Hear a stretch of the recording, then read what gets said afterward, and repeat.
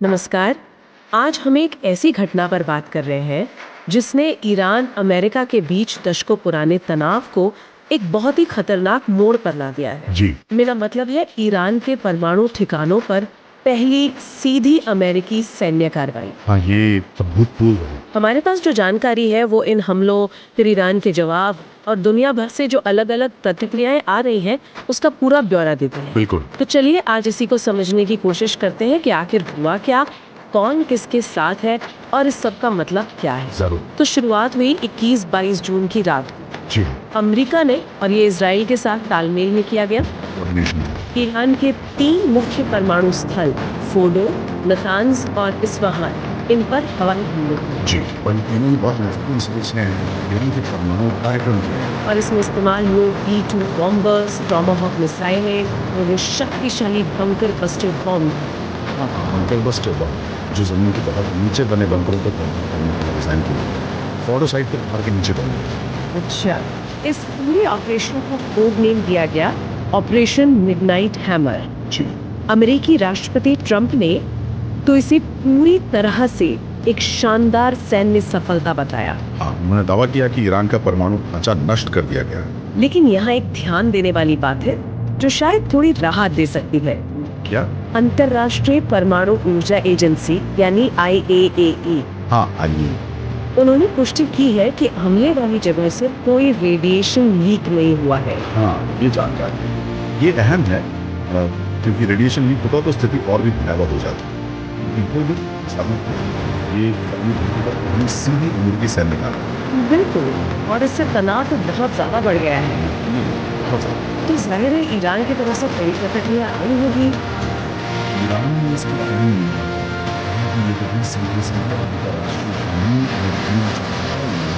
और बदला लेने की बात भी कही। हाँ, बदला लेने की कसम खाई और साथ ही होर्मुज जलडमरू मध्य को बंद करने की धमकी भी दी। ओहो, ये तो बहुत गंभीर बात है। दुनिया के तेल व्यापार का बड़ा हिस्सा वहीं से गुजरता है। जी हाँ, अगर वो बंद होता है तो वैश्विक अर्थव्यवस्था पर बहुत बुरा असर पड़ेगा। और क्या ईरान ने कोई जवाबी कार्रवाई की? हाँ की। उन्होंने इजरायली शहरों पर मिसाइलें और ड्रोन हमले किए। अच्छा। इजराइल का कहना है कि उनकी सुरक्षा प्रणाली ने ज्यादातर हमलों को रोक दिया, लेकिन कुछ नुकसान और कुछ लोगों के हताहत होने की भी खबरें हैं। और इतना ही नहीं, ईरान के जो रेवोल्यूशनरी गार्ड कॉर्प्स हैं, IRGC, हाँ, IRGC, उन्होंने अमेरिका को सीधी चेतावनी दी है कि इस पूरे क्षेत्र में जो अमेरिकी सैन्य ठिकाने हैं वो अब निशाने पर हैं, मतलब संवेदनशील लक्ष्य हैं। बाप रे, मतलब स्थिति काफी विस्फोटक हो गई है। बिल्कुल। अच्छा, तो ये तो हुई हमले और जवाबी हमले की बात। दुनिया भर से कैसी आवाजें आ रही हैं? क्योंकि जाहिर है सब एक मत तो नहीं होंगे। नहीं, बिल्कुल नहीं। प्रतिक्रियाएं काफी बटी हुई हैं। एक तरफ अमेरिका और इजराइल के समर्थक हैं। जैसे इजरायली प्रधानमंत्री नेतन्याहू ने तो इसे धर्म युद्ध की शक्ति जैसा कुछ कहा। अमेरिका में कई कंजर्वेटिव्स जैसे लिंडसे ग्राहम और कुछ डेमोक्रेट्स ने भी समर्थन किया है। और ब्रिटेन से भी कुछ आवाजें आई। हाँ, ब्रिटेन के कीर स्टारमर ने परमाणु हथियार रोकने के लिए समर्थन तो दिया, लेकिन साथ ही तनाव बढ़ने पर चिंता जताई और बातचीत की जरूरत पर जोर दिया। तो ये तो हुए समर्थन वाले। दूसरी तरफ कौन है? दूसरी तरफ संयम बरतने और बातचीत से हल निकालने की जोरदार अपीलें हैं। अच्छा।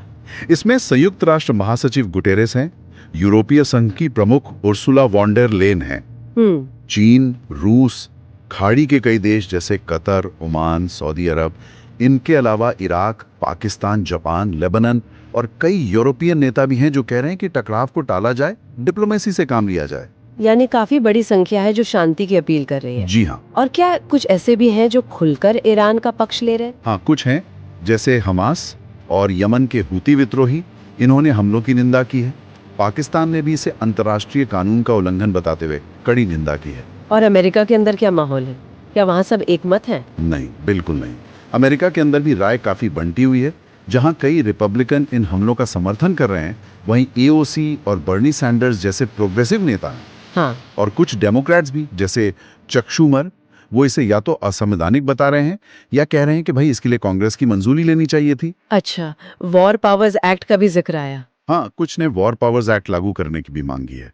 ये वो अमेरिकी कानून है जो राष्ट्रपति की शक्तियां सीमित करता है कि वो बिना कांग्रेस की इजाजत की सेना को लड़ाई में भेज सकें। समझ गई। तो यहाँ हम बस अलग अलग नजरिया बता रहे हैं जो हमें स्रोतों से पता चला है। हमारा अपना कोई पक्ष नहीं है। बिल्कुल, ये साफ करना जरूरी है। तो इन सब घटनाओं का निचोड़ क्या है, मतलब इसके बड़े परिणाम क्या हो सकते हैं? देखिए, इसके जियोपॉलिटिकल असर वो काफी गहरे हो सकते हैं। सबसे बड़ा खतरा तो यही है कि कहीं ये चिंगारी पूरे मध्य पूर्व में एक बड़ी लड़ाई ना भड़का दे। फिर अमेरिका के अंदर ये बहस तेज हो गई है कि क्या राष्ट्रपति को इस तरह के हमले करने का अधिकार है बिना कांग्रेस की मंजूरी के। ये कानूनी और संवैधानिक सवाल उठ रहे हैं। सही बात है। और जैसा IRGC ने धमकी दी है, इस क्षेत्र में जो अमेरिकी ठिकाने हैं उन पर ईरानी जवाबी हमले का खतरा भी असल है। तो मतलब कूटनीति की तत्काल जरूरत है। बहुत ज्यादा। इस तनाव को कम करने के लिए तुरंत डिप्लोमेटिक कोशिश होनी चाहिए। तो अगर संक्षेप में कहें, अमेरिका ने ईरान के 3 परमाणु ठिकानों पर बमबारी की। जी।